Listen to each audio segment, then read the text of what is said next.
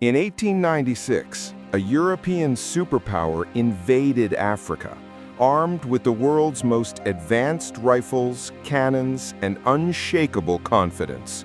They expected a quick victory to add another colony to their empire, but they made one fatal mistake. They underestimated the man who ruled the mountains. This isn't just a story of a battle. It's the story of how Emperor Menelik II of Ethiopia engineered the greatest defeat a colonial power ever suffered in Africa. And he did it with a secret weapon they never saw coming. To understand the battle, we have to understand the betrayal. Italy wanted Ethiopia, but they knew Menelik's forces were powerful, so they tried trickery. They signed a treaty of friendship, but there was a clause. In the Italian version, it said Ethiopia must conduct foreign affairs through Italy, effectively making it a protectorate. In the Amharic version, it said Ethiopia could, if it chose to. It was a classic colonial deception. When Menelik discovered the lie, he didn't just get angry, he got ready. He sent a letter that simply read, "I have no intention of being an indifferent spectator if distant powers come to partition Africa." The stage was set for war. While the Italians boasted, Menelik prepared. This is where his genius shines. His secret weapon wasn't a mystery technology, it was logistics. For months, he stockpiled food and supplies along the route to the battlefield.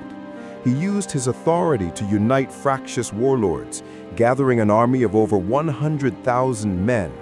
And crucially, while the Italians had superior artillery, Menelik's men were armed with tens of thousands of modern rifles, bought from the very same European countries that opposed Italy.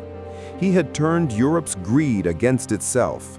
Meanwhile, the Italian commander, General Baracchieri, was arrogant, undersupplied, and miles from home.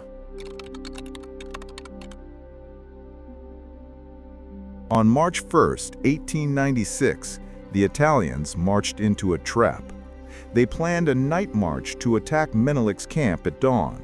But the terrain was brutal, the maps were wrong, and their forces became separated and lost.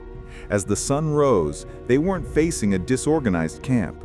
They were facing the entire Ethiopian army, perfectly positioned on the high ground.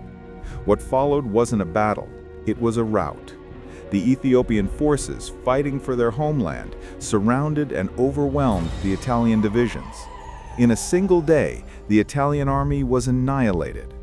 Over 6,000 Italian soldiers were killed, and thousands more were taken prisoner. The scale of the defeat sent shockwaves across the globe.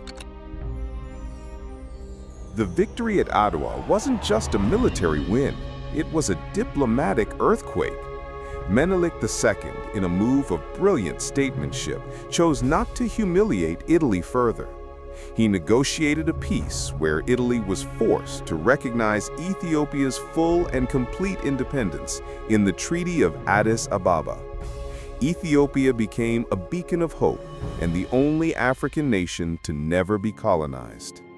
Menelik II's defiance preserved a 3,000-year-old empire.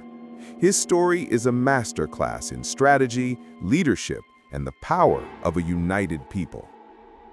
This is the kind of history that gets forgotten. Which underdog victory should we tell the story of next? Let me know in the comments. If you learned something today, honor the legacy of Menelik II by liking this video, subscribing to History Respoken, and turning on notifications so you don't miss the next story we respoken.